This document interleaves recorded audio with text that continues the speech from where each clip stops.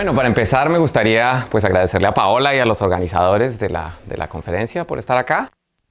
Y lo que quiero hacer hoy es contarles sobre trabajo conjunto con mi estudiante de maestría, Nicolás Betancourt. El trabajo se llama Juegos iterativos en grafos para el cuidado de reservas ecológicas. Y bueno, es algo en lo que digamos estamos centrando. Mi investigación es en optimización, geometría algebraica, machine learning, y esto es, digamos, un primer experimento de cómo usar métodos de aprendizaje artificial para el cuidado de reservas. Terminamos este proyecto gracias a Nicolás. Nicolás vivió en la reserva de Jamacoaque por un tiempo. Y por eso conoce bien los problemas del lugar y conoce a los guardabosques y cómo es que se hace el día a día. Y él fue el que propuso el problema, porque es algo que le importa mucho. Entonces, digamos que esto realmente es un estudio empírico que viene, digamos, basado en los problemas y las posibilidades del terreno. Y descubrimos que tiene además una teoría bien interesante. Entonces, pues de eso se va a tratar la charla. Voy a mostrarles algunos ejemplos empíricos de lo que se puede hacer en la práctica en Jamacoaque. Y voy a contarles una teoría general que nos permite atacar estos problemas, digamos, matemáticamente. Entonces, más precisamente, hay un problema que no se alcanza a leer esto, pero no sé cómo quitarlo.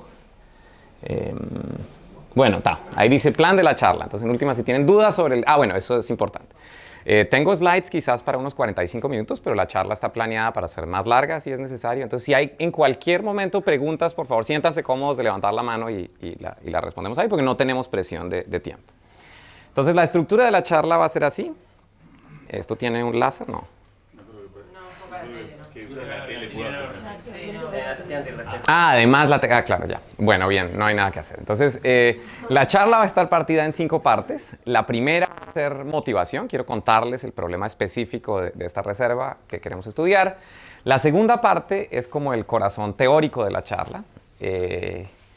Se llama aprendizaje sobre la marcha. En inglés la palabra es online learning, pero no tiene nada que ver con aprender como en la pandemia, sino quiere decir que los datos que uno está aprendiendo en la medida en la que llegan los datos. No tienen un gran pool de datos que estudia, como se hace normalmente en aprendizaje supervisado, sino es online. Es en la medida en la que van llegando datos, el algoritmo aprende y estudia.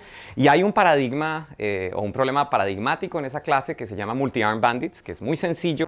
De verdad explica exactamente cuál es el problema y quiero contarles con mucho detalle de qué se trata y cómo se resuelve. Después vamos a hacer una generalización de multi-arm bandits adecuado para el problema del guardabosques. Y por último, bueno, les contaré algunos resultados teóricos que tenemos, algunos teoremas que probamos y algunos ejemplos computacionales. Y si nos queda algún tiempo, hablamos de lo que estamos haciendo en este momento, que se trata de bandidos adversarios y desarrollos futuros que ya les contaré qué es. Entonces, empecemos. Bueno, generalidades de motivación. Mitigar el impacto negativo de la actual pérdida de biodiversidad es uno de los retos más significativos de los años que vienen. O sea, más allá de lo que uno piense acerca de si el calentamiento global es mañana o en 50 años, la pérdida de biodiversidad es hoy. Eso ya está documentado y es gigantesca en poco tiempo. Y por eso, pues, deberíamos preguntarnos qué podemos hacer para mitigar un problema que ya está pasando, y una buena herramienta es el mantenimiento de áreas protegidas de gran tamaño. Hay mucha literatura, digamos, de biología y de ecología. Aquí seguramente hay expertos que de verdad pueden explicar esto bien, pero se sabe que es muy importante mantener regiones extensas protegidas, porque si uno fragmenta los hábitats se vuelven mucho menos resistentes y se pierde una gran cantidad de especies, es algo complicado. Entonces, la protección de las áreas que ya están reservadas es muy, muy importante. Bueno. Desafortunadamente, las áreas protegidas en todo el mundo están bajo constantes amenazas. Las más obvias son caza, tala y minería ilegales, minería por lo menos en mi país, que hay mucha riqueza mineral y es un problema gigantesco adentro de las áreas protegidas, y también tráfico de especies. Y claro, eso es un reto para los que cuidan esas áreas, porque típicamente es un problema muy asimétrico. La región es gigantesca y los atacantes tienen todo tipo de recursos, están aislados, deciden cuándo atacar, hacen lo que quieran, mientras que los que protegen son muy pocos y tienen muy poca capacidad real de hacer cosas. Entonces, el problema es cómo asignar los recursos que hay de la manera que sea más eficiente. Entonces, veamos un ejemplo concreto, que es este asunto de la reserva de Jamacoaque. Entonces, la reserva de Jamacoaque queda en la costa ecuatoriana y es un área protegida de 600 hectáreas. Para que se imaginen, 600 hectáreas, eso es el 3% del área urbana de la ciudad de Montevideo. O sea que es bastante grande. Y es interesante porque es un caso de éxito bien importante. La reserva es completamente privada, la controla y la compró una fundación que se llama Third Millennium Alliance.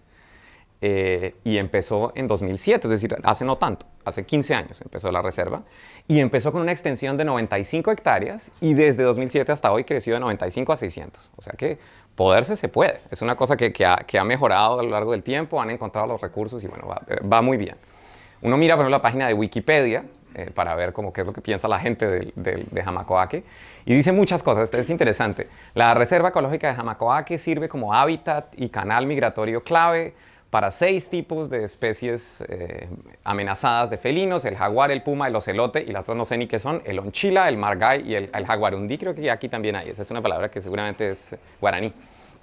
Y hay 2 especies de primates, el monje capuchino y el mantler howler monkey, el mono aullador, y también mamíferos grandes como la taira, etcétera, el western agouti, ¿no? Cosas que no sé qué son bien, y el spotted paca. Y el hecho de que el área está protegida hace que haya muchísimas especies, en particular especies nuevas. En 2009, hace no tanto, de nuevo 10 años o 15 años, el herpetólogo Paul Hamilton descubrió 2 especies nuevas de rana en Jamacoaque. Entonces, de verdad, es un sitio muy, muy especial. Ahora, esto es en palabras, pero mírenlo en imágenes. Esto es muy interesante. Digamos, lo primero del terreno de Jamacoaque es que son 600 hectáreas y dentro de 600 hectáreas la variación en altura es entre 0 y 700 metros. Entonces son montañas, pero bravísimas. La que ven ahí que se ven como unas gentiles ondulaciones, no. Los Andes es complicado. Entonces, pues es vegetación muy, muy cerrada y variaciones en el relieve gigantescas. Y si se meten adentro de eso que se puede ver en verde, lo espeso de la selva es que no me ha hecho eso, uno tiene que verlo.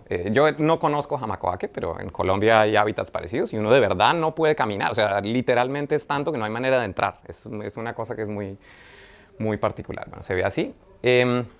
Y claro, por lo difícil del terreno, el problema no se parece a problemas parecidos que han sido estudiados. Por ejemplo, hay una tradición gigante pues no gigante, lo ha hecho Maylin Tambe como desde 2010 o algo así, lo que se llama Green Security Games, que es este tipo de problemas, cómo cuidar reservas forestales, pero eso funciona sobre todo en África, y en África lo que hay son sabanas. Entonces el problema es muy diferente, uno simplemente pone drones y eso corre por ahí y encuentra todo. Aquí la situación es muy diferente. Si uno intentara volar, eso no funciona porque es tanto el árbol que no se ve nada. Y uno no puede caminar por donde quiera, sino solamente por un conjunto muy restringido de caminos que ya existen. La reserva está cubierta por caminos y no solamente los guardabosques van a ir por esos caminos, sino también quien caza, tala y hace lo que sea, porque lo demás físicamente no se puede cruzar. Entonces, todo lo que vamos a hacer ocurre dentro de un grafo, o por lo menos lo abstraemos así. Pensamos que hay una colección de caminos y que todo movimiento sucede dentro de estos caminos. Entonces, en la reserva hay 138 senderos, que vamos a abstraerlos como aristas en el grafo. Y lo que hacen los guardabosques todos los días es que empiezan en un lugarcito que queda en el centro, que se llama la Casa de Bambú, que ahora les voy a mostrar, es esta de aquí. Esa es la Casa de Bambú. Y en cada día el guardabosques tiene que hacer un ciclo y volver a la Casa de Bambú. Tiene que volver porque es el único sitio donde hay comida y agua. Es realmente la única camino que una persona puede hacer. Entonces, pues eso ya nos complica mucho el problema, porque si yo veo la red de caminos de Jamacoaque y me pregunto cuáles son los caminos que puede hacer un guardabosques, la respuesta es que hay 135.010 ciclos simples. Y si quiero solamente los que pasan por la Casa de Bambú, pues el problema baja, ya no son 100.000, pero siguen siendo 10.000. Entonces, pues cada día los guardabosques tienen que elegir uno de esos 10.000 ciclos. Entonces, ¿cómo lo hacen? Pues mal. Se sientan ahí con unos papeles y hacen unas rutas ahí como pueden, y es lo que hacen todos los días. Y es una cosa que de verdad los preocupa. Ellos son conscientes que al hacer esto, pues no están explorando adecuadamente la reserva, y de ahí, digamos, es que vino nuestro problema. ¿Cómo es que uno debería patrullar Jamacoaque?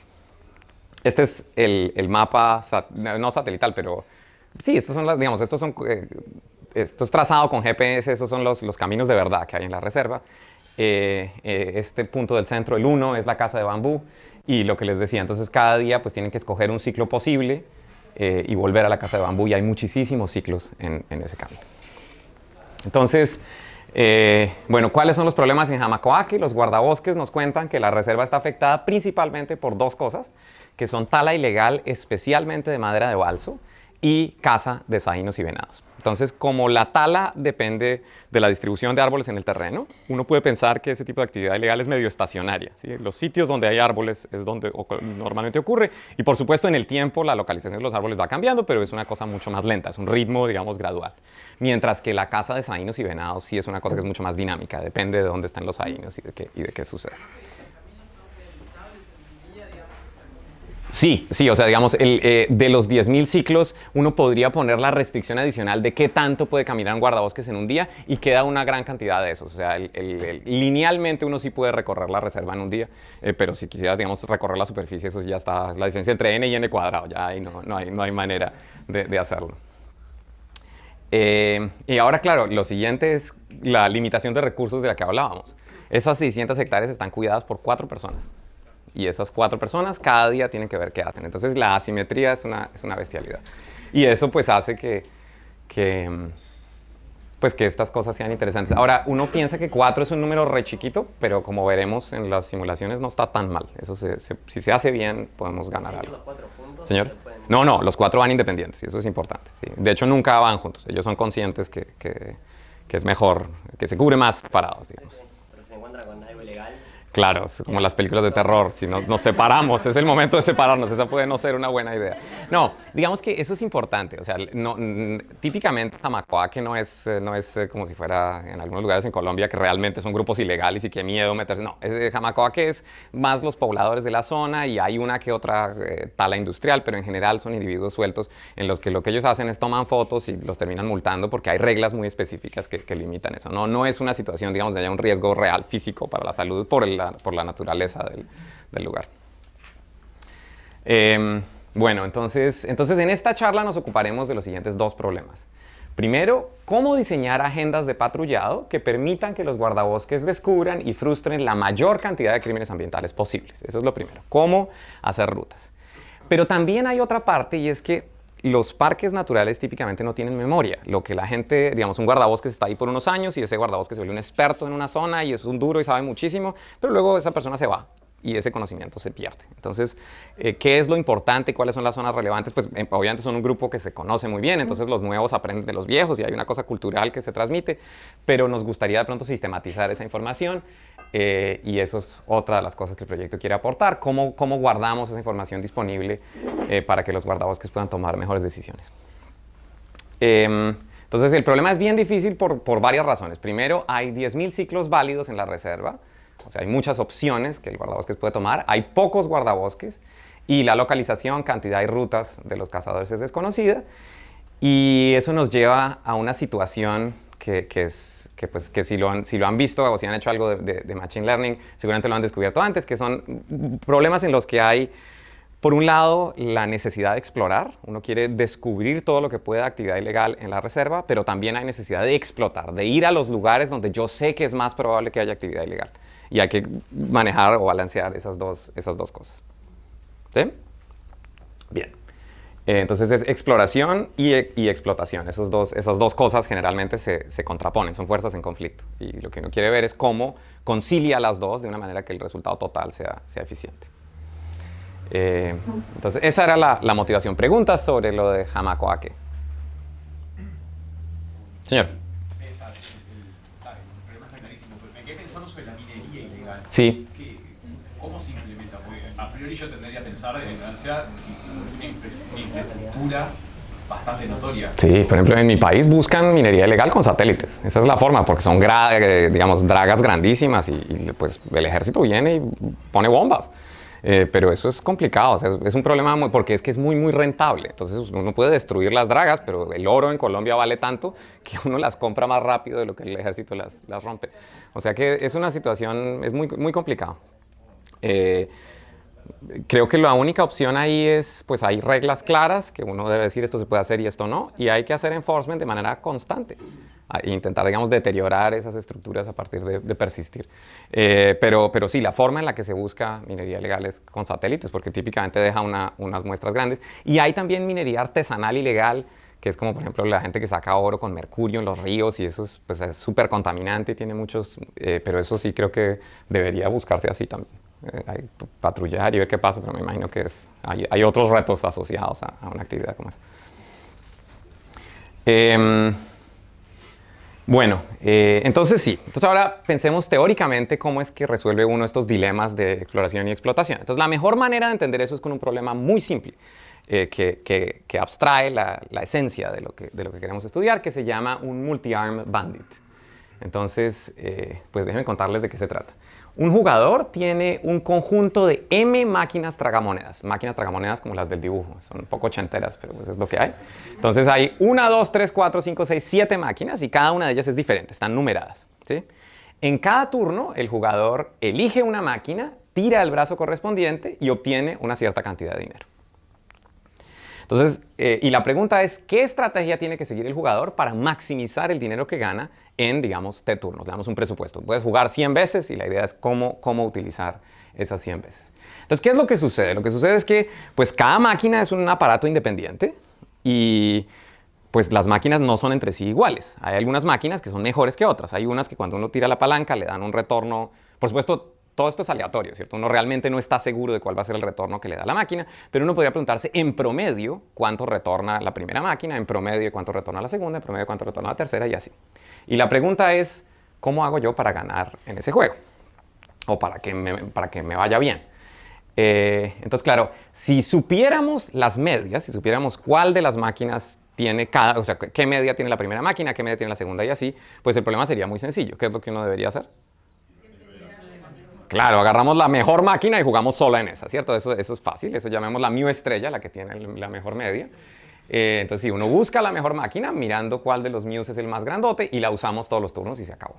Ahora, el reto es que el jugador desconoce las medias, ¿sí? Entonces, tiene que utilizar algo de su tiempo, algo de esos 100 turnos, para primero intentar aprender cuáles máquinas tienen buen retorno y luego otra parte de su tiempo para jugar las que siente o las que sabe que son buenas. Entonces, de nuevo es esa situación exploración en la que tiene que mirar todas las máquinas a ver cómo le retornan y luego explotación sobre aquellas que tiene certidumbre y que son razonablemente buenas. Entonces, tiene que balancear esas dos cosas. Sí, entonces el multi-arm bandit es un problema fundamental, pues abstrae el dilema entre exploración y explotación. Y se llama multi-arm bandit porque en la jerga de los apostadores, esto se inventó en Estados Unidos, bandit son esas máquinas tragamonedas y pues multi-arm porque tiene muchos brazos, tiene muchas de ellas. Entonces, seamos un poquito más precisos para que se entienda cuáles son nuestras hipótesis. Entonces, un multi-arm bandit problem con m brazos está determinado por una sucesión doble de variables aleatorias, x y n. ¿Sí? Entonces, i nos dice cuál brazo estamos mirando y n nos dice en qué turno estamos mirando las cosas. ¿Sí? Y lo que uno piensa es que hay una distribución subyacente detrás.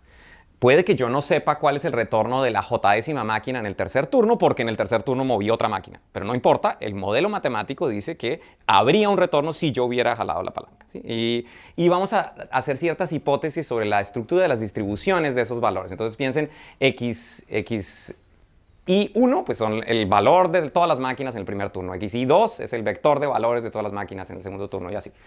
Y vamos a asumir algunas cosas sobre esos vectores.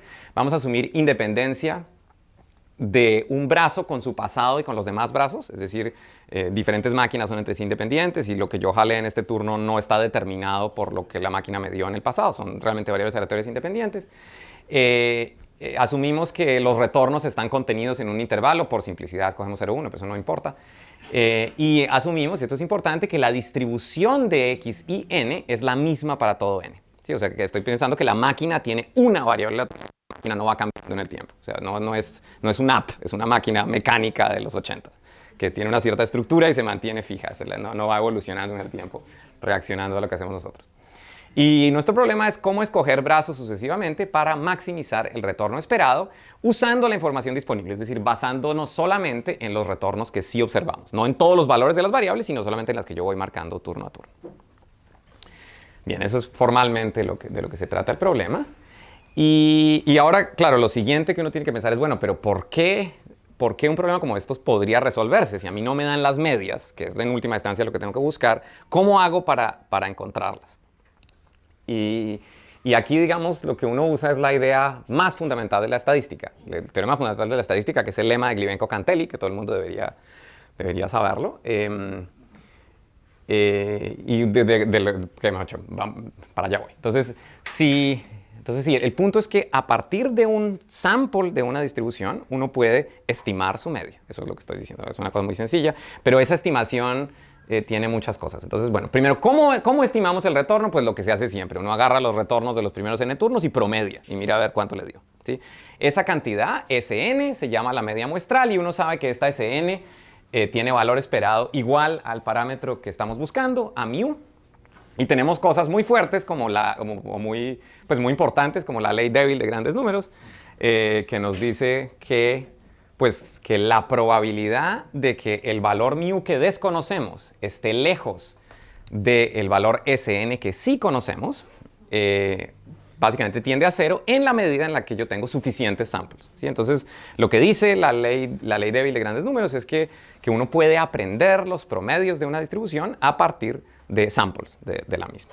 El problema es que sigue siendo en algún sentido muy cualitativo, ¿sí? Eso nos dice, mu está metido en un intervalo Sn menos epsilon, Sn más epsilon, con gran probabilidad para n lo suficientemente grande, pero esa afirmación todavía es muy cualitativa. Yo solamente estoy diciendo, hay algún n, que no tengo ni idea cuál es, que me permite meter esto en un intervalo cuyo tamaño no tengo ni idea cuál es. Entonces, hay una versión cuantitativa de esto, que es de los teoremas más básicos de la estadística y más importantes, pero extrañamente, típicamente no se enseña en un primer curso de estadística. Yo no sé por qué, pero es así, que se llama la desigualdad de Hofding. ¿Cuántos vieron la desigualdad de Hofding en un primer curso en estadística? ¿Cuántos han visto la desigualdad de Hofding antes de esta charla? Claro, la gente que hace algo de Machine Learning, claro, eso te levanta la mano, porque es de verdad esencial, ¿sí? Lo que dice la desigualdad de Hofding es que uno en serio puede aprender la media de una distribución a partir de los datos en la práctica. ¿Por qué? Porque lo que nos está diciendo es esto. La probabilidad de que la cantidad que yo sí puedo calcular, que es mi promedio empírico, esté a distancia de la mu desconocida mayor que una cantidad t que yo digo, decrece exponencialmente en el número de samples, ¿sí? Entonces, si yo calculo el promedio habiendo visto la distribución 8 veces, o si calculo el promedio habiendo visto la distribución 16 veces, la certidumbre que me da el segundo es infinitamente mayor que la certidumbre que me da el primero. De verdad, decrece exponencialmente. Y eso es muy, muy importante porque entonces nos permite saber cuántos turnos necesito para estimar con precisión la media. Exacto, el promedio. Entonces, lo que vamos a hacer es, eso nos permite hacer que el jugador pueda apostar de manera inteligente, porque sabe a qué velocidad la probabilidad decrece, ¿sí? Y eso es ese es el corazón técnico que va a motivar el teorema que les voy a decir. Listo, entonces este asunto de que las medias se pueden aprender y desigualdad de Hofding, si los detalles no les interesó mucho, lo importante es que a partir de los samples de una distribución, uno puede aprender la media y tenemos una idea bastante clara de cuántos samples necesito. Eso es lo que esta distribución aporta. Bien.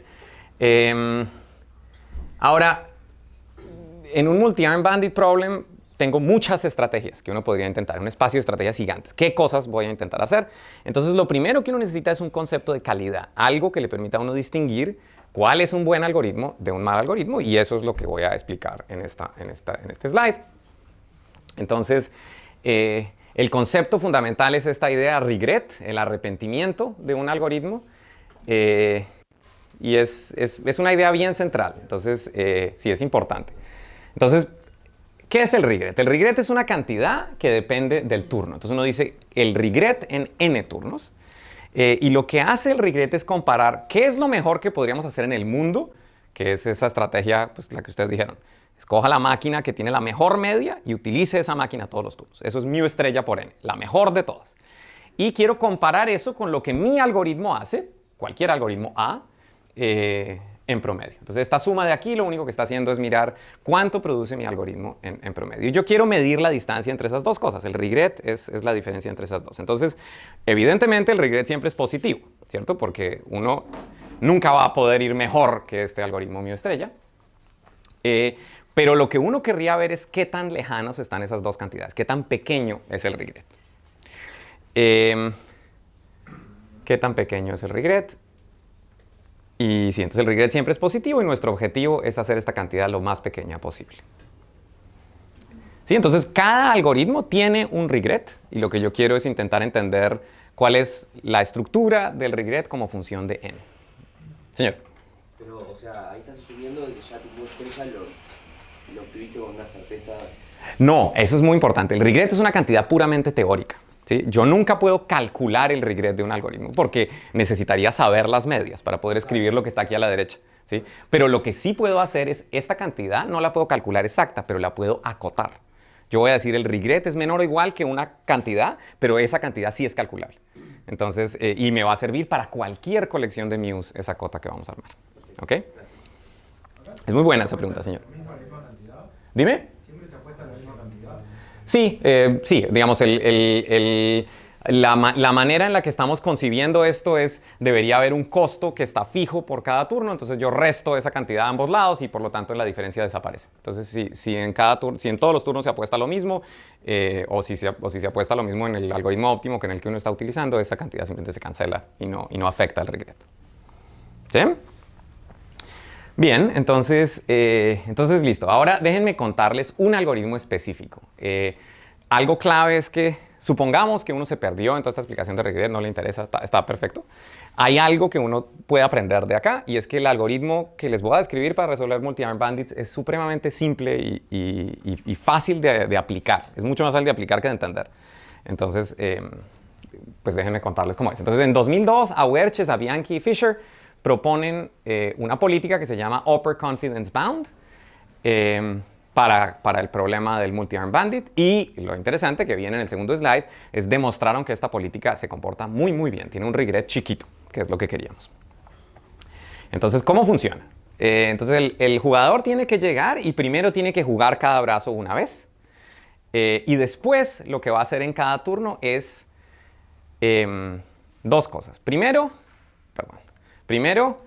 quiere calcular esta cantidad que está escrita acá, para cada una de las máquinas. Entonces, esta cantidad que es la suma entre los retornos promedio que ha visto en la máquina, eso es el XJ, la j-décima máquina cuánto le ha dado en promedio, más este factor, que es raíz de 2 veces el logaritmo del turno en el que estamos, dividido por cuántas veces ha utilizado la máquina J hasta ahí. ¿Sí? Entonces, ¿cuál es la idea? La idea es que esto es un estimado de qué tanto retorna la máquina y esto es un estimado de qué tan confiable es nuestra medición de la izquierda. ¿Sí? Si yo he visto la máquina NJ más veces, no se les olvide el logaritmo de n sobre n tiende a 0. Entonces este número se vuelve chiquitico.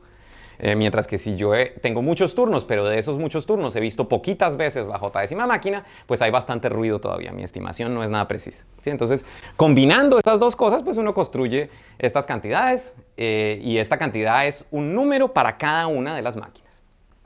Y como es una colección de números, yo los puedo comparar, agarrar el más grande de esos y juego esa máquina. Y eso es todo. ¿Sí? Entonces va uno avanzando. Sí, señor. Perdón, no. Quería preguntarte eso es una regla determinística, puede ser.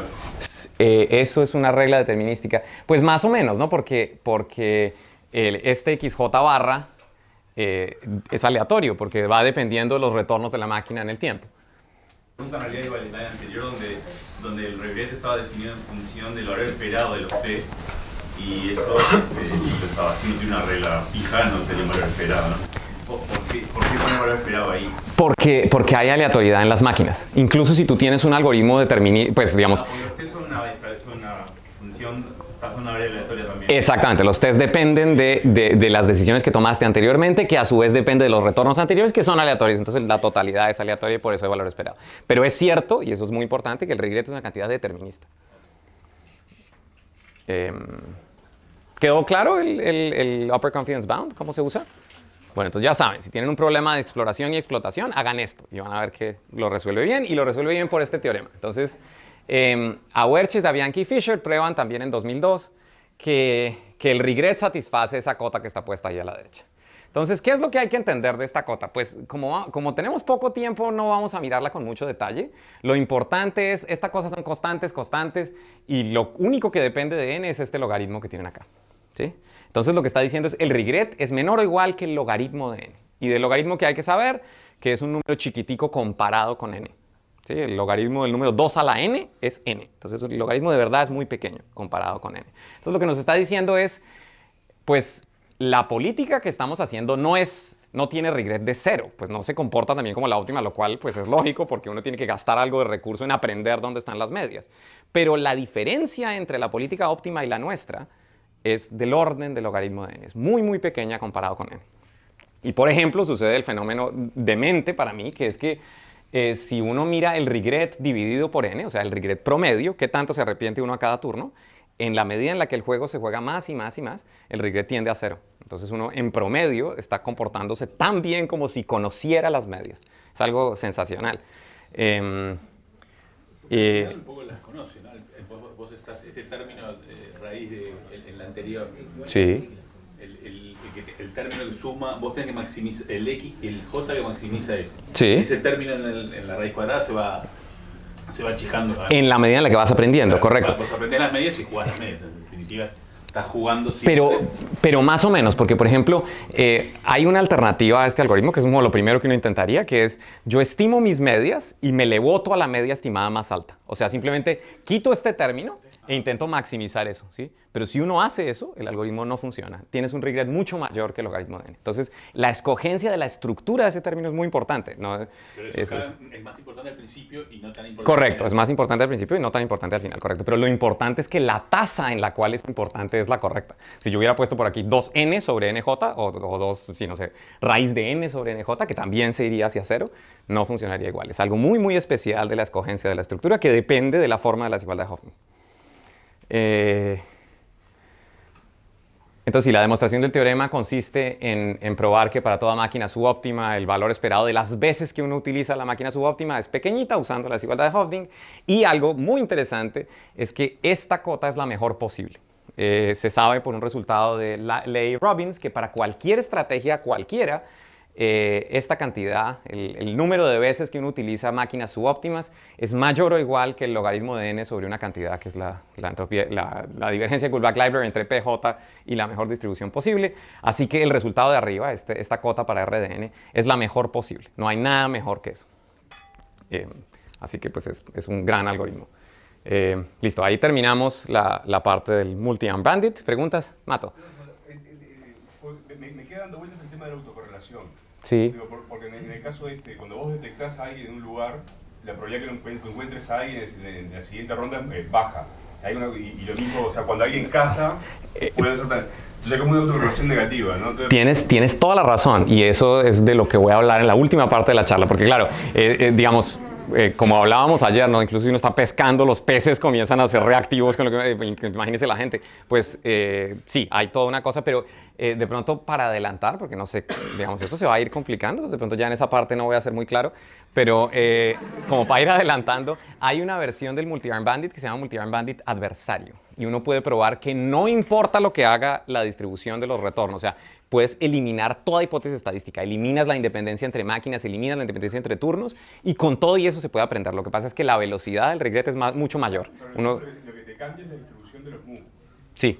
O sea, como que te cambia el juego en realidad. Correcto, pero eso es lo que estoy diciendo, es que, digamos, en el caso adversario, el mu ya ni siquiera es estadístico, no hay una distribución, simplemente se toma una decisión adversaria y uno puede probar que hay una cota para el regret. Lo que pasa es que ya no es logaritmo, que es buenísimo, sino raíz de n. Entonces es mucho peor, pero se puede. O sea, incluso en el caso adversario se puede, y eso es lo que estamos trabajando en este momento porque observamos lo que tú decías. O sea, incluso tengo unas simulaciones al final, ahora les muestro. Bueno, entonces ahora, ¿qué queremos hacer? Regresar. Solo como para organizarme, ¿tenemos tiempo hasta qué hora? Son 8:27, hasta las 9. ¿Cómo? No, perdón, 10.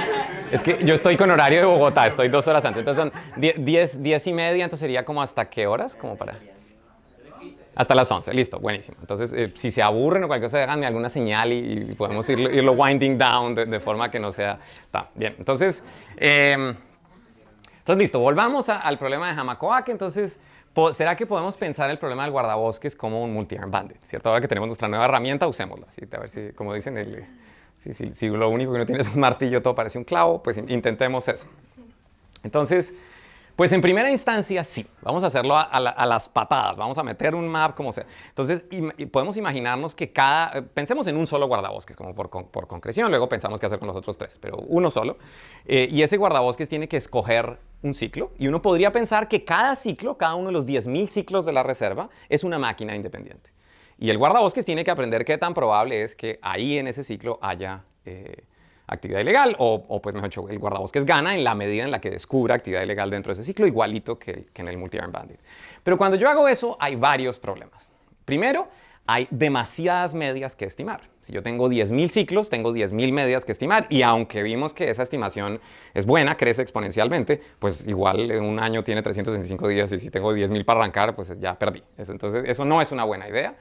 Y segundo, y yo creo que esto es bastante más grave este punto, y es que si yo pienso los ciclos como cajas negras independientes, estoy cometiendo un error conceptual gigantesco, porque si yo tengo dos ciclos que tienen muchas aristas en común, pues ciertamente independientes no van a ser. Eso no tiene sentido. Y además estoy perdiendo información, porque si los pienso como cajas completamente independientes, el hecho de saber que en un ciclo de actividad ilegal, que obviamente me aumentaría la probabilidad que en otro con intersección la hubiera, pues estoy perdiendo esa información, y eso pues es un error. Entonces por ahí ya está grave. Y por último está el problema, digamos, más práctico, que uno querría poder asignar 4 guardabosques en cada turno y no uno solo, y al pensarlo como un map, pues no funciona. Entonces nosotros proponemos el siguiente modelo, que es otra forma de pensar en esto. Entonces, lo primero es, queremos reducir el número de parámetros. ¿Sí? Y para reducir el número de parámetros, lo que vamos a pensar es que la actividad ilegal es una función de las condiciones en el terreno. O sea, para cada arista va a haber una probabilidad de que haya actividad ilegal a lo largo de esa arista. Eso es un modelo que no es necesariamente tan bueno, en el sentido en el que es bueno para tala, porque pues depende un poco de la configuración de árboles que haya, pero no es bueno para caza, porque la caza es una cosa que es mucho más dinámica. Pero bueno, es lo que hay, vamos a empezar así. Vamos a pensar que la actividad ilegal es una función de las condiciones del terreno, y eso nos reduce el número de parámetros. En la reserva hay 128 caminos y no 10.000 ciclos, entonces bajamos el número de parámetros a estimar a 128.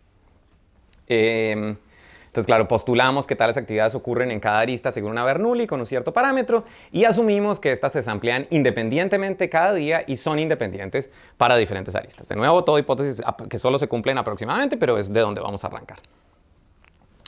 ¿Y cuál es el problema que quieren resolver los guardabosques? Bueno, cada día un conjunto de B, esa B grande, cuando la vean piensen que es 4. Un conjunto de 4 guardabosques elige cuáles ciclos patrullar.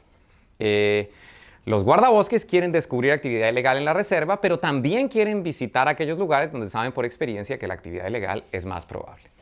Entonces, el problema cambió porque cuando nuestro jugador, que en este caso es el equipo de guardabosques, toma una decisión, no se activa solamente una palanca, como sucedía en el caso del Multi-Armed Bandit, sino se activan muchas palancas, las que corresponden a todas las aristas que ellos vieron. ¿Sí? Entonces, un solo brazo mueve muchas palancas, y por eso se llama superbrazo. Esa es la palabra que se utiliza en este caso. Entonces, la decisión que toma el jugador es mover un superbrazo, que significa mover un montón de palancas al mismo tiempo, que son esas aristas.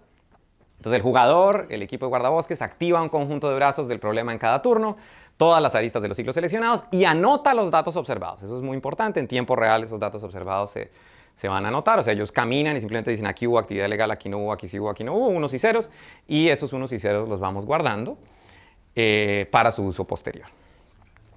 Entonces, ese va a ser nuestro modelo. ¿Está claro, más o menos? ¿Sí? Listo. Bueno, de pronto un dibujito puede hacer las cosas un poco más sencillas. Entonces, construimos un grafo bipartito que a la izquierda tiene los 10.000 ciclos de la reserva y a la derecha tiene las aristas. Y conectamos un ciclo con una arista cuando la arista pertenece al ciclo. Y eso nos produce ahí un grafo bipartito que se ve como el que está pintado. Y bueno, cada día el equipo de guardabosques selecciona un conjunto de 4 ciclos aquí a la izquierda. Eso activa un conjunto de brazos, que son las cosas que están a la derecha. Y pues básicamente nosotros anotamos los datos observados. El retorno de una escogencia es igual al número de aristas cubiertas por S con actividad ilegal. Entonces, S es un subconjunto de 4 ciclos. Eso es lo que los S van a hacer. Hay muchos subconjuntos de 4 ciclos, hay muchos S posibles, pero para cada S, pues uno simplemente cuenta cuánta actividad ilegal hay ahí. Y el problema es, igual que antes, qué decisiones o qué conjuntos de 4 tienen que escoger cada día los guardabosques para maximizar la actividad ilegal que vean. Entonces, este tipo de problemas se llaman combinatorial multi-armed bandits. Porque en cada turno elegimos un superbrazo, o sea, no solamente una palanca, sino una cosa que activa un montón de palancas. Esa es una de las razones por las cuales es combinatorial. Y la otra es porque la selección del superbrazo típicamente involucra un problema de optimización combinatoria. ¿Sí? No sé cuánta gente aquí ha hecho algo de optimización combinatoria o sabe de qué es. No mucho. Bueno, listo. Entonces, La optimización es un área gigantesca de las matemáticas que tiene, digamos, dos grandes grupos. Optimización combinatoria, que es optimización discreta, y optimización continua, que es como la que se hace en Machine Learning típicamente. Optimización discreta son problemas como, no sé, el problema del agente viajero, que de pronto lo han oído, que es, yo tengo que recorrer todos los pueblos del Uruguay y hacerlo en la mínima cantidad de distancia posible. Y hay muchas maneras de recorrer los pueblos y hay una forma que es ideal, que es la más cortita. Entonces, lo que uno tiene que hacer es, en un espacio gigantesco de todos los caminos posibles entre pueblos del Uruguay, que tiene seguramente más caminos que átomos en el universo, tiene uno que escoger el más cortico. Entonces, eso se llama optimización combinatoria. Y lo que queremos hacer aquí es algo bastante parecido a ese problema, que acá ahorita les cuento. Entonces, listo. Hay una teoría de combinatorial multi-arm bandits que es análoga a la de multi-arm bandits. La diferencia principal radica en que los problemas de optimización combinatoria, como el que les acabo de decir, el Traveling Salesman Problem, no se pueden resolver eficientemente de manera exacta. O sea, a menos de que P sea igual a NP, pero nadie cree que P sea igual a NP. O sea, digamos, hay una cosa de complejidad computacional que nos dice que hay problemas fáciles y problemas difíciles, y el problema del agente viajero claramente es uno de los difíciles. Entonces, uno no lo puede resolver de manera exacta, eso es una parte del problema. Por lo menos no eficientemente, y entonces eso nos va a llevar a redefinir nuestro concepto de regret. En el caso del multi-arm bandit, el regret era, comparamos lo mejor que se puede hacer en todo el universo, que era mu estrella por n, con lo que hace nuestro algoritmo. Ahora no queremos hacer eso, porque lo mejor que se podría con todo el conocimiento de las distribuciones es un problema que es computacionalmente insoluble. Entonces no es realista comparar contra eso, porque en este mundo no está dado para que podamos hacer eso. Entonces, lo que uno intenta hacer es comparar el regret que tendría, digamos, el óptimo alcanzable algorítmicamente con toda la información probabilística disponible. O sea, si a mí me dieran las medias, que es lo mejor que puedo hacer algorítmicamente, comparado con lo que mi algoritmo hace, que no conoce las medias. ¿Sí? Ese es nuestro nuevo concepto de regret. Entonces, el regret es básicamente un concepto estadístico. Es la comparación entre saber toda la información estadística y no saberla, pero también hay otro gap que es un gap computacional, que es, digamos, qué podría hacer si tuviera recursos computacionales infinitos versus recursos computacionales reales. Entonces, nuestro concepto de regret va a ser ese. Bien. Entonces, sí, entonces como les decía, si piensan, ¿cómo fue que atacamos el problema del multi-arm bandit? Lo primero que dijimos es, si uno conociera las medias, este problema es trivial. ¿Sí? Y luego uno intenta estimar las medias. Entonces ahora vamos a hacer lo mismo por analogía. Vamos a pensar, ¿qué pasaría si yo supiera la probabilidad de actividad ilegal en cada una de las aristas de la cosa? Si esa información me la dieran, ¿cómo tendría yo que escoger a dónde mandar los guardabosques? ¿Sí? Ese es un problema de optimización combinatoria puro y duro. Nos toca escoger entre todos los subconjuntos de 4 de los ciclos, que si lo piensan un segundito son pues de 10.000 ciclos posibles, escoja 4, que eso es una cantidad gigante. 10.000 a la 4, ¿cuánto es? Eso es como 10, 100, eso es 10.000 por 1.000 a la 4, que es 1.000.000 de millones, ¿cierto? Entonces son 100.000 millones de posibilidades. Eso igual es mal, o sea, no hay forma de hacer eso exploratoriamente, ¿no? Es realmente mucho más que átomos en el universo. Y entre esos subconjuntos de 4 ciclos tengo que escoger el que más cubre esas probabilidades que me dieron. Entonces, pues, y esto es conocido, la escogencia de ciclos se vuelve una variante del problema de recubrimiento con pesos, Weighted Coverage Problem, que nos pide escoger esta colección de subconjuntos a la izquierda cuya unión tenga actividad ilegal esperada máxima, de nuevo conociendo los P's. Entonces nuestro problema que antes era trivial ahora se volvió pues difícil, nos toca escoger los ciclos. Este problema es NP-hard, como les decía, computacionalmente se puede probar que es tan complicado como la clase NP, por lo menos tan complicado como la clase NP, y bueno, esto es un detalle técnico. Entonces, ¿qué fue lo que hicimos? Bueno, lo primero que hicimos fue escribir un modelo para ese problema, sabiendo que ese modelo va a ser insoluble, ¿sí? Porque tiene tantas variables que no hay nada que hacer. Y ese modelo es un problema de optimización entera. Entonces, a ver, quiero ver con cuánto detalle hacer esto. No, está bien, esto lo podemos pensar por un segundito. Entonces, ¿cuál es la idea? Yo quiero, mis variables van a ser eta y y. Eta es un vector que tiene tantas componentes como ciclos en la reserva. Es un vector con 10.000 componentes. Y las entradas de ese vector van a ser solamente ceros y unos. 0 quiere decir que no voy a agarrar ese vector, ese ciclo. Y 1 quiere decir que sí voy a agarrar ese ciclo. Esas son mis variables, eso es eta. Y los y's lo que hacen es básicamente, como satisfacen esta ecuación c por eta igual a y, lo que hacen los y's es contar cuáles aristas están cubiertas por mi escogencia de ciclos y cuáles no. ¿ok? Entonces, en términos de eta y y, donde eta es la variable de cuáles ciclos escojo y y es la consecuencia de eta que me dice cuántos ciclos están cubiertos o cuáles ciclos están cubiertos, pues esta suma, ¿qué es? Pues es el valor esperado de la actividad ilegal descubierta, ¿cierto? La sumatoria de los y por p es el promedio de cuánta actividad ilegal veo y yo quiero que esa cantidad sea lo más grande posible.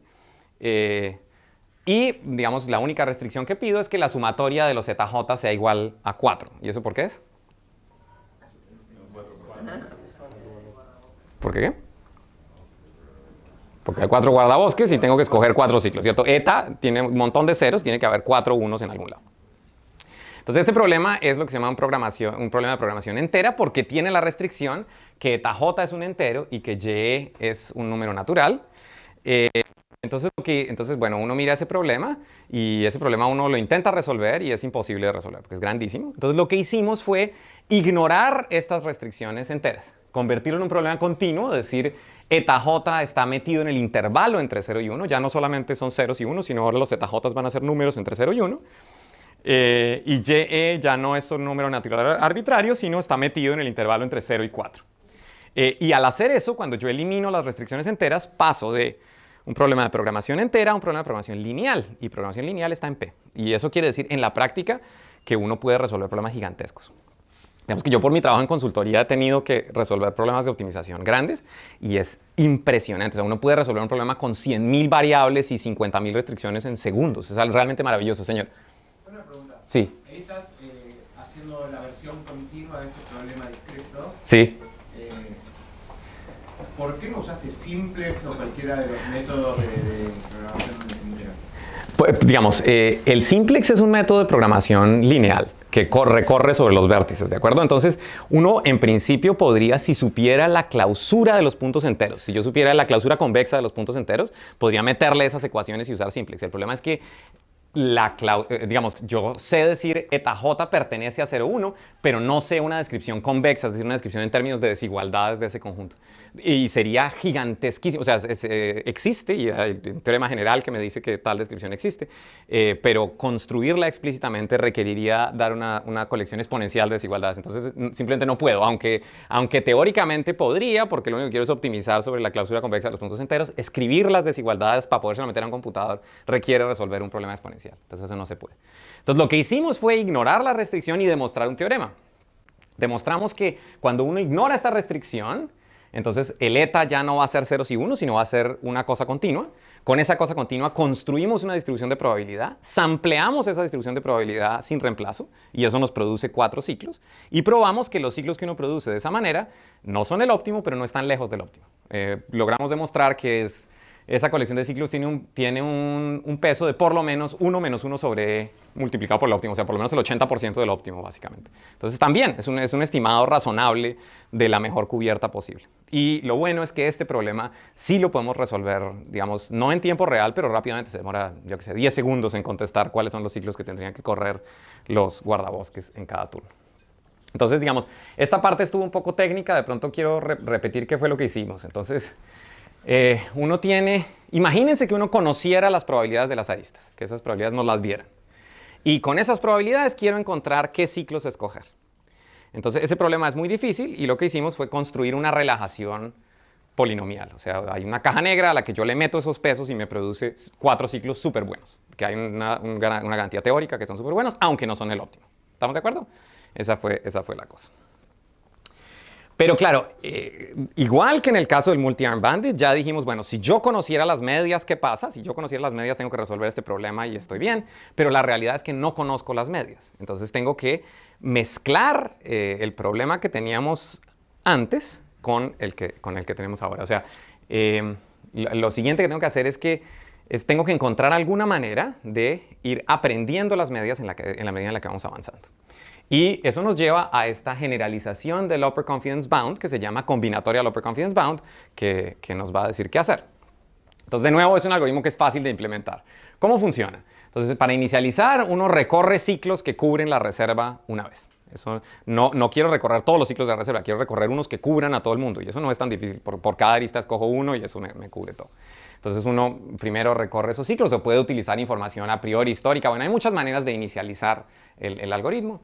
Y luego, en cada turno, ¿qué es lo que uno tiene que hacer? Pues uno maneja o mantiene estimaciones de la probabilidad en cada arista que se calculan midiendo cuánta actividad ilegal he visto en promedio, más un factor que determina cuántas veces he visto ese sendero, cuántas veces he caminado sobre ese sendero, igual que antes. Si yo he caminado sobre el sendero muchas veces, tengo mucha más fe en mi estimación de la actividad ilegal ahí que la que tenía antes. Y eso me produce pues, una cantidad que yo puedo calcular para cada sendero. De nuevo, hay muchos senderos, 128, pero ese es un número muy pequeño comparado, por ejemplo, con el total de ciclos. Escribir ese vector de 128 es facilísimo para un computador, es muy, muy sencillo. Entonces uno mantiene esa cantidad y luego...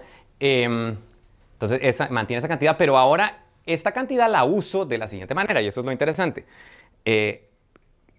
Tengo mi estimado de pesos por cada una de las aristas, y eso se lo meto a mi solver que determina cuáles 4 ciclos utilizar. ¿Sí? Entonces, el algoritmo que teníamos antes, que dados los pesos nos dice cuáles 4 ciclos escoger, recibe como input nuestra estimación de los pesos y produce como output una colección de ciclos. Y usamos ese algoritmo todos los días.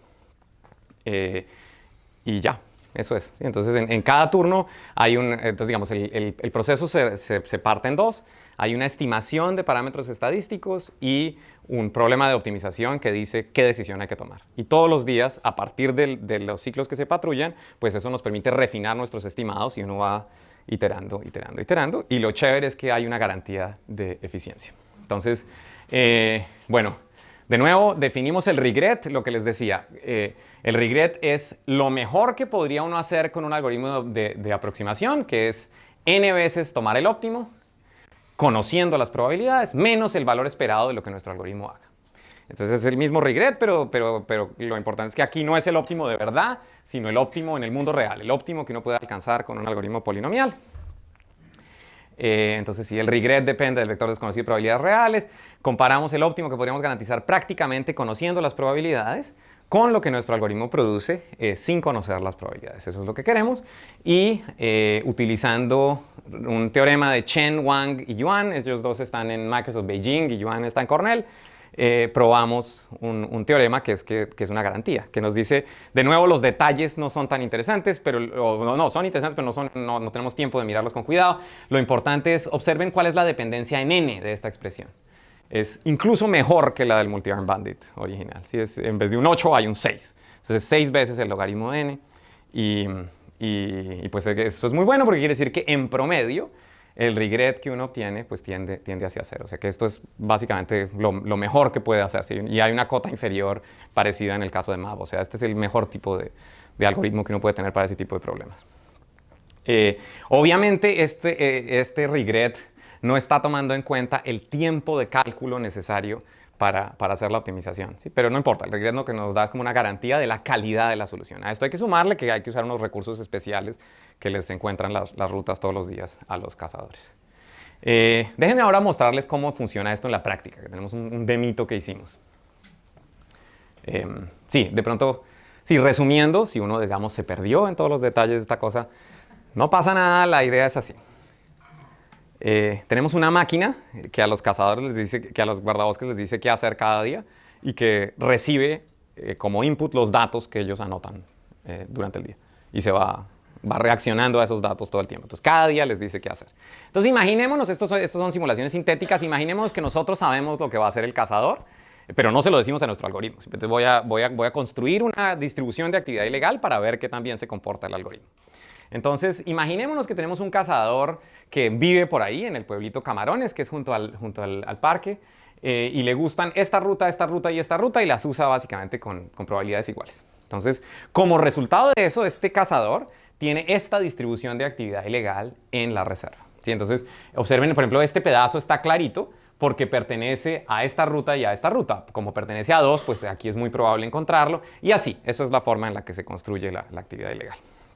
Y lo que nosotros queremos hacer es ver si nuestros cazadores son capaces de descubrir la actividad ilegal, si nuestros guardabosques son capaces de descubrir la actividad ilegal que él está haciendo, y la respuesta es pues que sí. Entonces,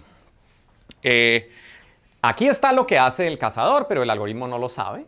Si supiéramos lo que hace el cazador, la mejor ruta posible en el universo sería esta.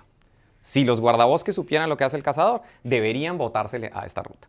Y ahora observen lo que pasa aquí en realidad. Entonces, al principio, el algoritmo está súper despistado. En los primeros 10 realmente está mandando a la gente por acá. Si ven que hay diferente tono en los caminos, mientras más clarito sea, más probable. Esa es como la idea. Entonces, está por acá concentrado, no está haciendo nada. Pero cuando uno mira en el t igual a 50, ya está movido para allá. Ya se dio cuenta, uy, este man está trabajando como por aquí. Y si uno mira en t igual 180, pues realmente no está nada lejos de la distribución, de verdad. Entonces, realmente aprende bastante rápido. Y déjenme les muestro.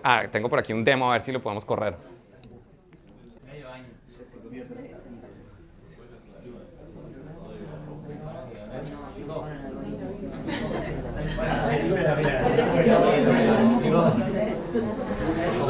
Entonces,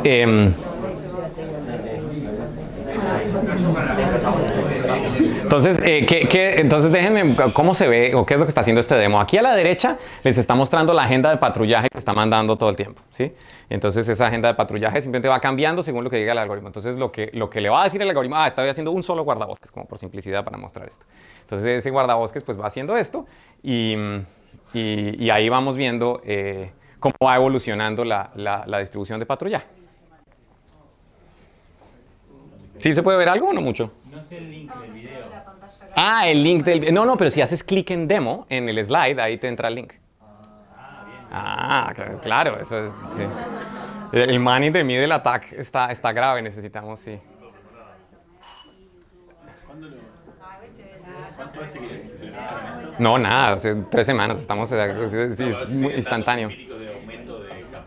Pues los guardabosques nos están haciendo unas tablas de Excel con datos históricos. La intención es realmente correrlo en Hamakoake. Uy, ¿esto qué fue? Dios mío, qué desgracia.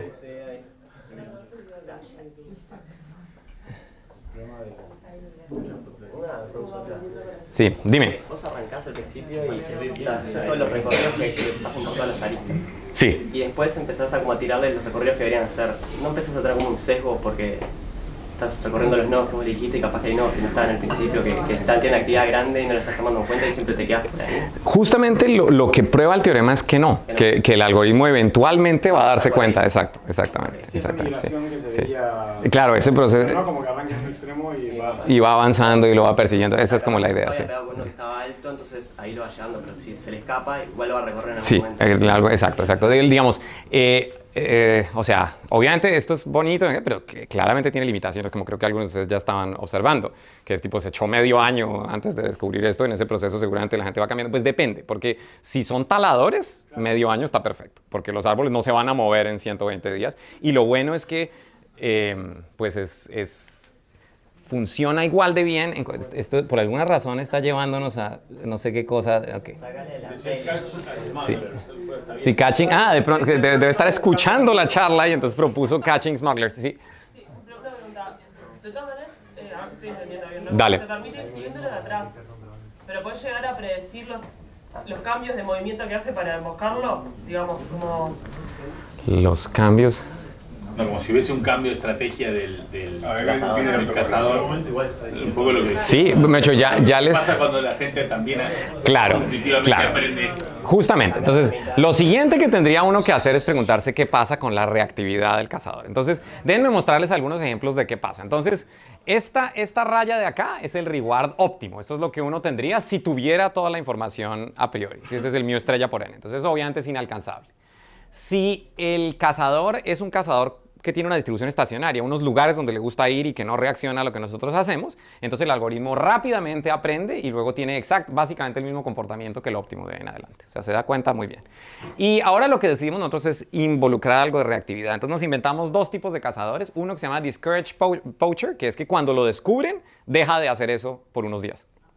El hombre deja de cazar porque eso fue lo que nos dijeron ellos que pasa muchas veces. Que hay gente que ellos encuentran siempre la misma gente, pero cuando lo encuentran lo multan y entonces está 2 semanas sin ir y luego vuelve. Y como ven, y entonces ¿qué es lo que pasa? Pues el algoritmo comienza a aprender y efectivamente va avanzando. O sea, digamos, si no aprendiera, si pudiera uno engañarlo totalmente con la idea de dejar de ir, esta curva debería estar plana. Pero no es así, la curva va subiendo. ¿Sí? Y lo mismo con el moving poacher. El moving tenemos 3 ciclos y otros 3. Y cuando uno lo encuentra en uno, la persona simplemente cambia, utiliza su otra rutina y también se comporta pues, razonablemente bien. Entonces el algoritmo aprende. Ahora, Hay otras estrategias y eso es, digamos, la última parte de la charla, que es justamente a lo que ustedes van. ¿Qué pasa si uno tiene oponentes reactivos? Sí, dime, qué pena.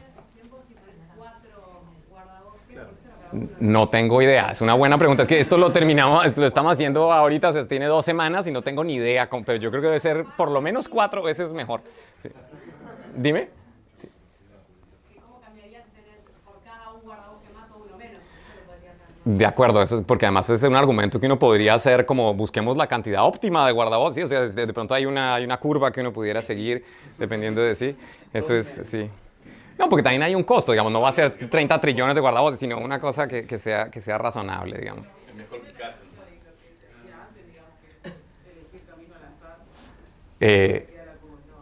Claro, podríamos, no se nos había ocurrido, es una buena idea, como hacemos una simulación, una escogencia, digamos, random de ciclo y ver cómo le va. Pero mi impresión es que le debe ir bastante mal, pero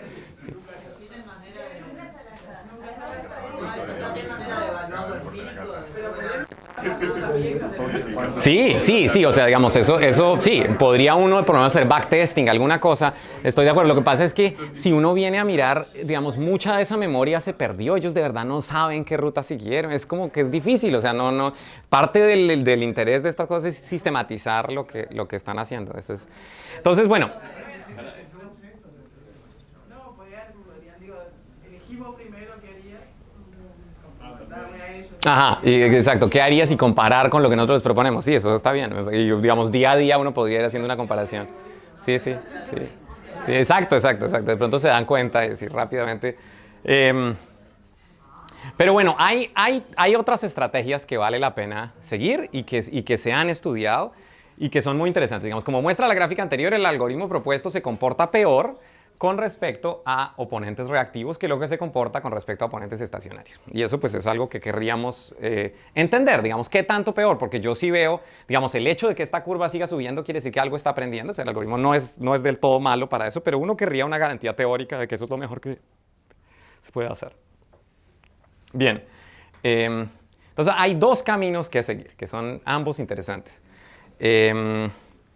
Sí, me quedan 5 minutos, puedo contarles. Entonces, el primero se llama Juegos de Stackelberg. Lo inventó von Stackelberg en 1934 y es lo que Tambe ha hecho desde 2012. Y que tiene que ver con problemas realmente de seguridad física. Así es como hoy en día cuidan, por ejemplo, aeropuertos o cosas así. Y es interesante porque supone que el cazador tiene una ventaja estratégica gigantesca. O sea, uno se imagina que el cazador es un agente súper inteligente que ha observado los guardabosques y que sabe sus patrones de comportamiento y que va a funcionar de manera reactiva contra esos patrones. Entonces, ¿qué pasa? Cuando uno realmente cree eso, uno cree que uno no puede, digamos, uno cree que el cazador sabe todo lo que uno va a hacer, igual hay una forma de controlarlo, ¿sí? ¿Por qué? Porque si el guardabosques, si el cazador sabe lo que uno va a hacer, pues lo que uno hace es limitar su acción a la parte que para él es menos buena, ¿sí? Y así es como se hace seguridad física en realidad. ¿Sí se entendió eso que acabo de decir? ¿Sí? Entonces, imaginemos esto. Si el cazador sabe todo lo que yo voy a hacer, lo que yo voy a hacer es construir una estrategia que lo obligue a él a ponerse en lugares que para él son menos beneficiosos. Entonces se vuelve un problema como de min-max. Y eso también lo hicimos. Entonces, digamos, si el guardabosque se resigna a la ventaja estratégica de un cazador sofisticado e intenta solamente limitarlo, eso es lo que se llama Green Security Games. Y con Nicolás construimos una formulación Big M del problema que sale, pero este acercamiento tiene un problema muy grande de escalabilidad. Si uno quiere hacer esto de verdad es un problema de Mixed Integer Programming y eso para la escala de la reserva no se puede. Lo hicimos con hasta 6 vértices, pero de 7 en adelante no se logra. Es demasiado difícil. Entonces, pues esta estrategia no sirvió y además no nos parece acertada porque esa no es la verdad de un cazador de Jamacoaque. No es un agente estratégico, un gobierno, una persona que está ahí. Entonces, como que no es muy realista. Y la otra alternativa, que es la que a mí más me gusta, pero que todavía no la hemos desarrollado, es esta idea de los CMAPs adversarios. Entonces hay trabajo de Cesabianchi y Lugosi de 2012, donde lo que sucede es lo siguiente. Uno fija un horizonte de T pasos, digamos los días de un año. Y en cada paso, primero los cazadores eligen actividades ilegales a realizar en una colección de aristas, las que ellos quieran. Y luego los guardabosques eligen un subconjunto de ciclos y patrullan. Obviamente los guardabosques no saben la escogencia de uno para decidir dos. Y lo que uno quiere es controlar lo que se llama el regret adversario. Entonces, ¿qué es el regret adversario? El regret adversario es esto. Imagínense que yo les dijera qué fue todo lo que hicieron los cazadores. Que uno supiera cuál es la distribución de los cazadores y con ese conocimiento uno elige cuál ciclo patrullar. ¿Sí? Entonces, eso es como lo mejor que se puede adversariamente. Y aquí a la derecha uno resta el valor esperado de lo que uno hace. Aquí hay un valor esperado, pero esta aleatoriedad sí la introduce uno. Es la aleatoriedad en mi propia distribución sobre los ciclos. Increíblemente, existen algoritmos que pueden acotar esta cantidad. O sea, uno compara lo que el algoritmo hace sin saber nada versus lo mejor que uno podría hacer sabiendo todo. Y con todo y eso, esa diferencia se puede acotar. Lo único es que la cota es peor. Ya no es el logaritmo de n, sino raíz de n. Entonces, pues hay una pérdida de información, pero es posible. Entonces, es posible aprender incluso en contextos adversarios. Eso es algo extremadamente profundo y muy interesante. Y pues lo que estamos haciendo es desarrollar una generalización de este teorema para Hamakoa, que vamos a ver cuando lo tenga les cuento. Ahora, bueno, resumiendo, lo que nosotros creemos es que el algoritmo final tendría que ser una comunidad de algoritmos, no un solo algoritmo, sino un conjunto de diferentes algoritmos cuyos pesos están escogidos por un multi-arm bandit, como un meta multi-arm bandit que selecciona cuál algoritmo porque uno se enfrenta a un montón de oponentes. O sea, está el talador, que es relativamente estacionario, está de pronto un agente estratégico a la Stackelberg y por último una cosa intermedia que es el que va corriendo, saltando de un lado al otro, y la combinación de esos tres debería ser pues lo mejor que se puede. Esa es la que uno seguramente puede probar que no hay nada mejor que eso. Entonces, pues, nada, esa era la historia que les quería contar. Muchas gracias.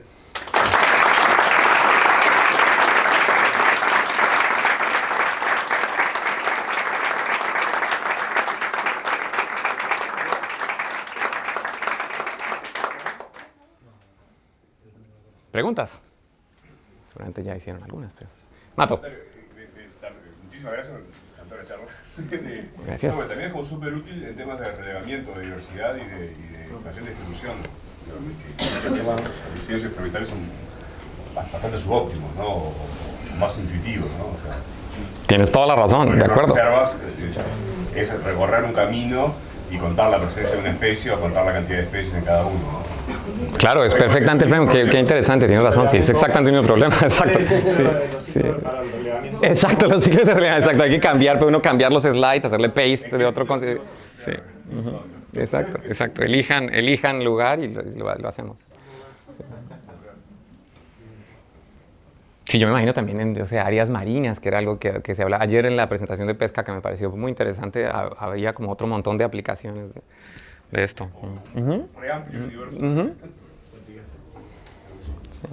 Sí, al que le interesen esas cosas, por favor, escríbame un correo y algo nos podemos inventar. Esto está, sí.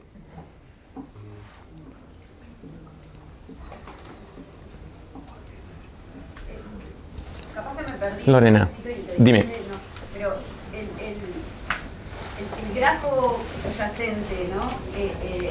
Podría codificar de alguna manera, capaz que lo estaba preguntando Matías, podría codificar de alguna manera información que tenés topológica de alguna manera sobre el terreno, de distribución de cosas y de... Sí. O sea, porque para cada una de las estrategias de estos atacantes, no todos los caminos te dan lo mismo. Sí. Estoy de acuerdo. Podría uno, sí, tienes toda la razón. O sea, por ejemplo, si un segmento es muy largo, de pronto no tiene sentido pensar que es una única variable aleatoria. Tendría más sentido, por ejemplo, partirlo en segmentos y darle a cada una de esas su carácter. Pero si haces eso, simplemente estás cambiando el grafo y es el mismo problema. Entonces, pero sí, estoy de acuerdo que uno debería hacer ese tipo de afinamientos, ¿sí? Sí, y uno podría preguntarse, ¿cuál es la manera óptima de afinar el grafo? ¿Sí? Como por ejemplo, el hecho de que de pronto la distancia lineal no es lo correcto. De pronto más bien por geografía, la distancia entre dos puntos, por el hecho de que hay una montaña en la mitad, requiere mucho más esfuerzo y debería ser una métrica de esfuerzo la que uno... Sí, eso se puede... Sí. Exacto, sube y uno baja, es otra... Sí.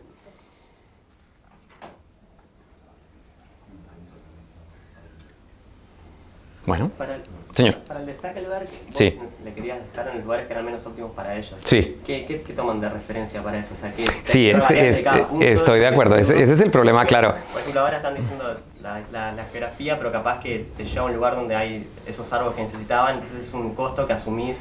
Tienes toda la razón y ese es el problema principal con los juegos de Stackelberg. Por ejemplo, pues hay un ejemplo famoso que es el aeropuerto LAX, el aeropuerto de Los Ángeles, que lo protegen con juegos de Stackelberg y la forma en la que hicieron es hicieron una comisión de expertos de seguridad que tenía un entendimiento claro de las utilidades de todos los atacantes posibles. Y lo que se hace es, se hacen unas tablas gigantes de esas utilidades y se considera como un dato a priori. Eso no se aprende, eso es una cosa que está dada por experticia de expertos y pues digamos en un área específica que se entiende bien, seguramente eso es 1000 veces mejor que aprenderlo. Pero en este caso pues no tiene una idea. Claro, claro, esto es una cosa mucho más, un área mucho más grande con cualquier, sí, comienza a llover y todo cambió. Entonces por eso es importante que sea un algoritmo reactivo, dinámico. Sí, los juegos de Stackelberg tienen problemas. Como que conceptualmente son muy chéveres, pero dependen de información que no es fácil de acceder, entonces no son muy realistas tampoco. Salvo en contextos más controlados. Y 4 sí, es verdad. Sí, nosotros arrancamos por ahí, queríamos resolver y nos dimos, y pues rápido, digamos, eventualmente nos dimos cuenta que no es una, que necesitamos otras ideas. Sí. Bien. Bueno.